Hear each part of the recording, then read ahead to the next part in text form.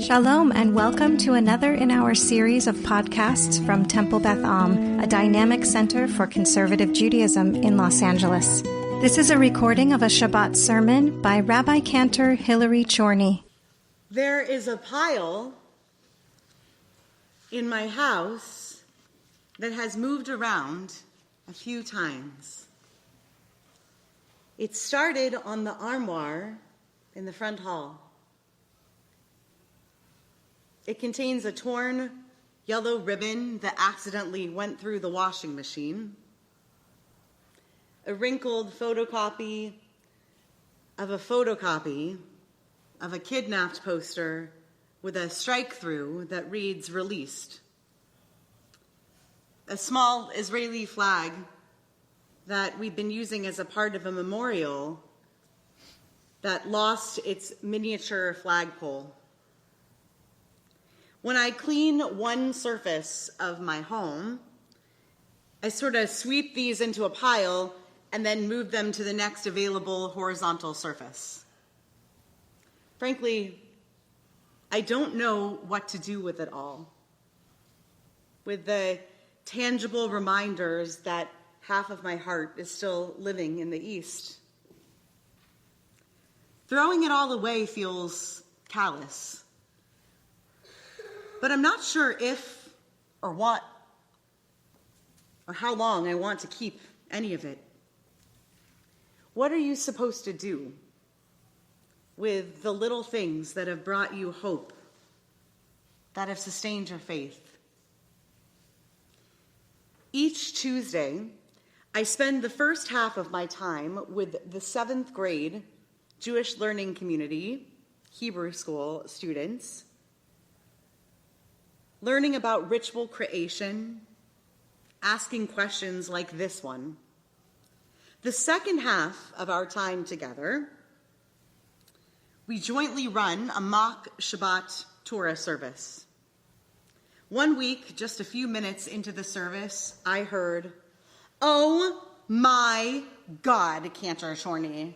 That was my 7th grade student squealing at me from across the room.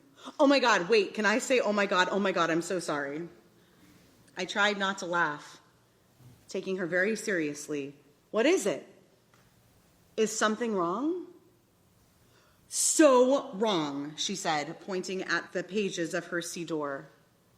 "Someone wrote all over this prayer book."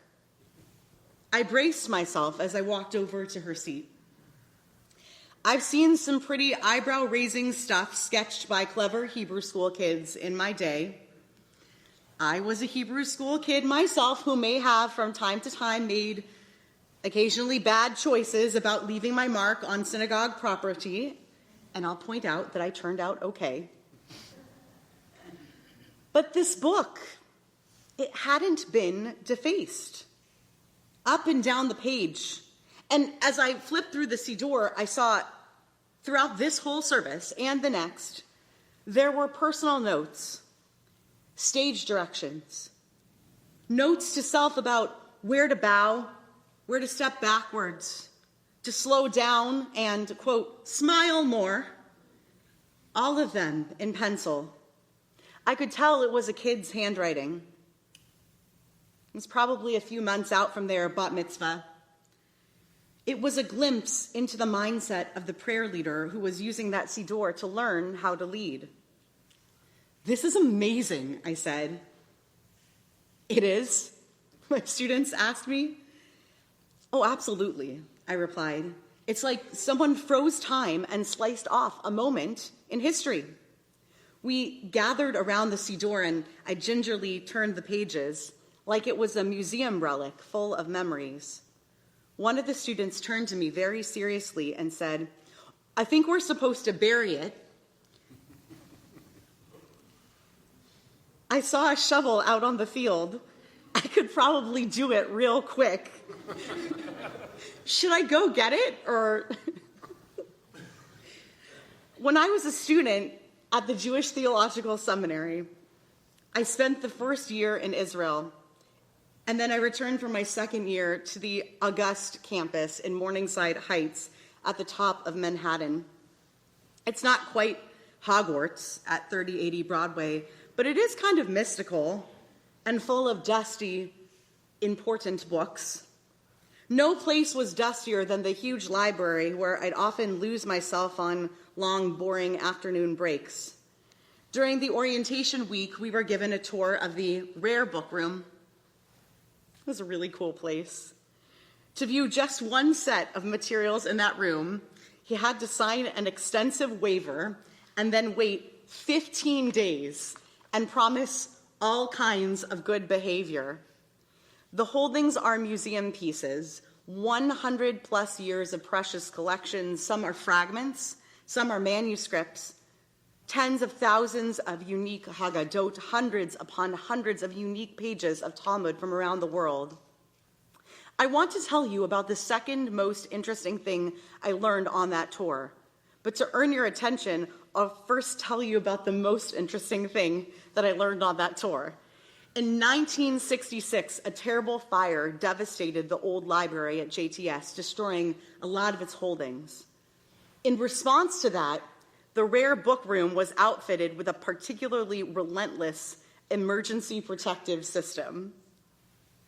So as they're lecturing us, they said, if you happen to be in the rare book room in the event of a fire, you have exactly 60 seconds to leave before all the oxygen is cut to that space.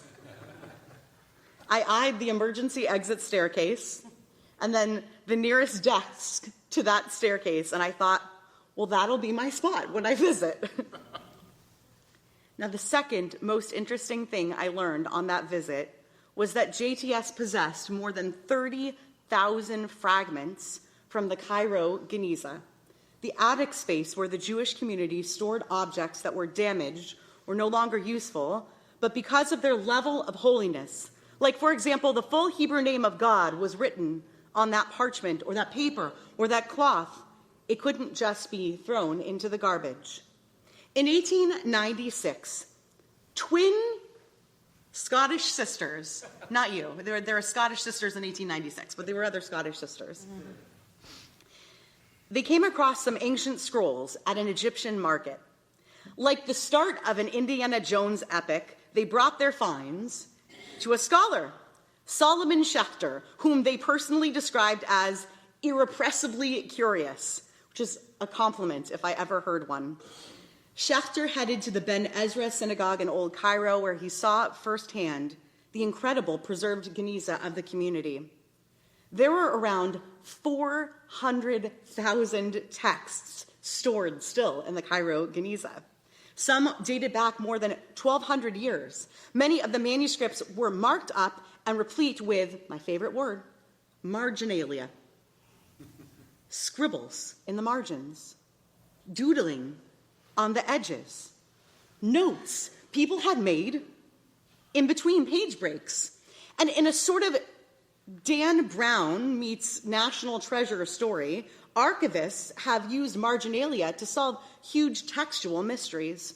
Historical societies band together to finish work on things like, for example, a Bakasha of Nachmanides, also known as the Ramban.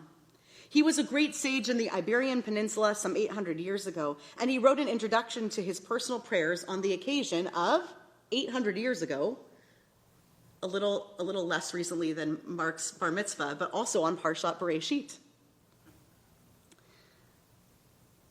The fractals of sacred fragments spanning the centuries took generations to decode, but with the aid of many hand-sketched bits of marginalia, we get to revisit this gorgeous, timeless, raw, holy poem on this same parsha that we read this week. Here it is. Please, O Lord, who creates without having a creator, and who conceived a thought and power from potential to action, brought forth light which illuminates all the lights from beginning until the end for all of the illuminations. The words of God are pure words. Please, with your unseen, refined, and pure power, establish my thoughts in your service, in awe, in trembling, and in reverence. You have brought to light every mystery. Make me wise to know your commandments, and as a hawk soars over its prey, allow me to understand and guide me in the path of your commandments. And in the ways of tshuva, repentance, instruct me. Because you are a God who desires the repentance of the wicked. And the Spirit of grace flows forth on those who know and on those who do not know. And in the attribute of your beloved ones from ancient times, bless me with sublime favor as my absolute light. And this is your favor that you will do for me. And may I not tremble in fear of you. And raise me up on the balance of grace, and guide me in your truth, and fulfill me from its delights, and from their great light enlighten me. And like the mountain of your inheritance in Jerusalem, bring me and plant me, and between two cherubim, may your word come and console me, and desire me, and receive me. And may the foundation of your world establish my soul, and may it be bound up in the bundle of life, the pure soul that you have placed within me, and in the great all-encompassing crown may it be included. Include me in your exalted attribute of goodness, with every blessing and splendor. Please with these crowns, which are 10 in number, and in them lay the secret to everything. May my supplication come before you, and may your ear be inclined to my joy, and may my prayer come before the sanctuary of your holiness. And from the good oil of the 2 olives and the wellspring, pour upon the 7 candles of the entirely good menorah, and shower upon the one who longs for your kindness and sees your goodness through spiritual channels from higher wellsprings and lower wellsprings. And you are the one who knows that I do not unburden my plea before you due to my righteousness, but rather by the merit of my ancestors I have based it, and by the greatness of your mercy and your humility and the memory of your 13 attributes. Written by Nachmanides 800 years ago for this same parasha. All this brings me back to that siddur in Pilchal with the pencil writing and the bow here and the turn the page there. It's so Jewish, I told my students. I tell my students every chance I get, when you own a book, please write in the margin. Writing in the margin always bodes potential for the start of a treasure hunt in the distant future. Someone many generations from now could get a glimpse of your thoughts, of your questions, your annotations, your gloss on the text. They'll see themselves in you and them. Think how grateful they'll be to know you intimately, your intentions and concerns and desires, how they'll wonder if you forgot your book, this book, how they'll wonder if you forgot where to bow, or much more likely, if you've learned it all, head to toe, heart and soul, and you don't need your marginalia or your book anymore. This is, of course, only possible in the case that we can go back and see what we've tucked away in a geniza. We can't always do that because we use the word geniza to conflate 2 different and very important categories of sacred storage, one of which is that we've buried the stuff and it's gone. Every community takes responsibility for the construction and preparation of a kosher burial site for geniza materials, which is a task for which there's a significant related body of Jewish law. Geniza also refers to the holding place, the resting space, the accessible, reachable, finite space where we put our materials that we're supposed to take care of, but we haven't gotten to yet. We collect, and that collection sometimes grows and grows and grows until that collection, pre-geniza, becomes what we call a geniza unto itself. That's what the Cairo geniza was, an utter treasure trove, unspoiled by the elements or any kind of profound organic decay. A slice of proof and explanation of existence that could be sampled and cored by discerning and, quote, irrepressibly curious future Jews and scholars like us. In both cases, a geniza is where we bring the stuff that we used in service of God, and the stuff that's adjacent to those categories that we simply can't bear to throw in a trash can because it just feels too weird. Like a kippah with a big tear in it, like a challah cover, a soft stuffed lulav and etrog set for a toddler that's stained beyond usefulness.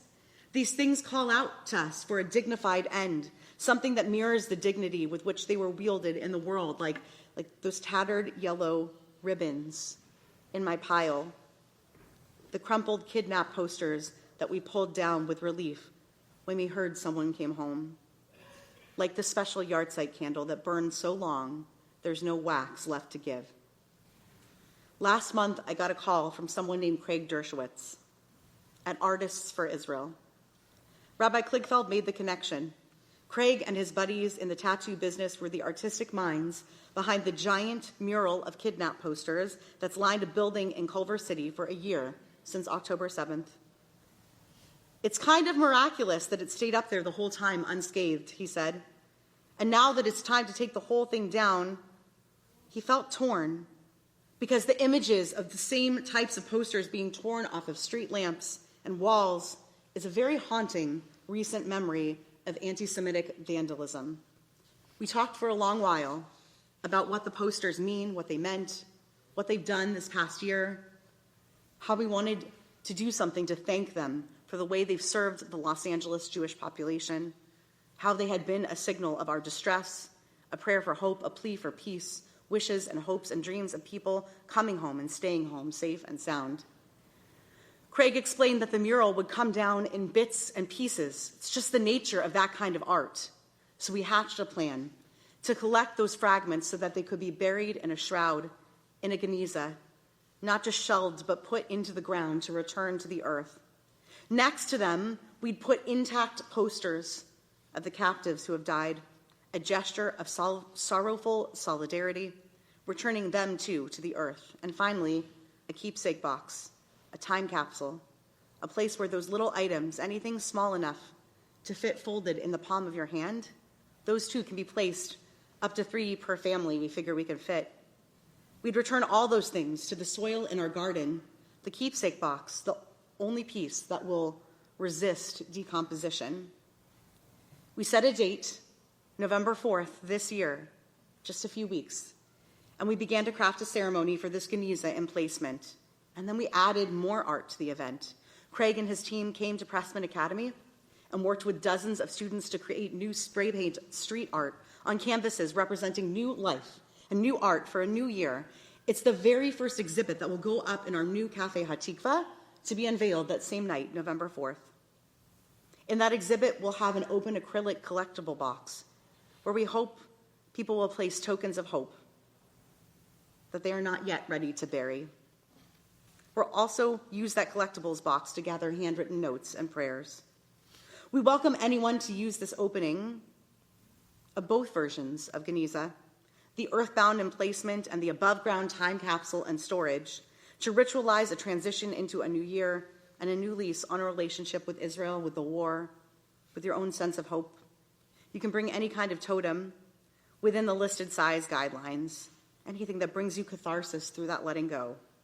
Among the many things that will welcome the night of November 4th will be emplacing wood from Jonathan York's Sukkah art project at the Skirball Center, which he called Force Majeure, in which he built a sukkah utilizing lumber from the embattled kibbutz Be'eri. Now that wood too will rest in our Geniza. The list is endless, and no one person or community's totems are the same as the next. Your pile might look like the one on my dresser or not. And someday, it's possible and permissible and thrilling and wrenching to imagine that people might dig up the box that we put all the way into the earth in the Geniza. And I wondered and thought about speaking with my own 7th grade students about this very following question. Can we bury in the Geniza if we intend for the contents to be unearthed after some time? Or is it simply permissible to explore the contents if we happen across them, like those Scottish sisters and Solomon Schechter, and they're incidentally unscathed? The laws of Geniza outline the reasons for which we should not mark where a Geniza is buried. Not because it cannot be unearthed, but because it cannot and should not be disgraced. And it might be, if someone were to find it. But the time capsule that will go into the Geniza in our garden, that's meant to elevate, to take items that have been debased or disfigured or damaged, and to restore dignity. Not only can we intentionally set about making for ourselves a time capsule of a Geniza, or that it will be unearthed or uninterred or restored to the top of the soil for future examination, we must. Whether in the form of digital archives or physically archived spaces, or ideally both, we are planting bulbs of evidence that will bloom into the stories to which future generations will bear witness. In this week, celebrating the genesis of the earth, ex nihilo, a God who creates without having a creator, we're poised to look at the great potential of our messy expanse and organize it bit by bit, ritual by ritual. We'll start with a shovel. There are, in fact, a few out there on the field. We'll see you on November 4th. You have been listening to another in our series of podcasts from Temple Beth Am, a dynamic center for conservative Judaism in Los Angeles.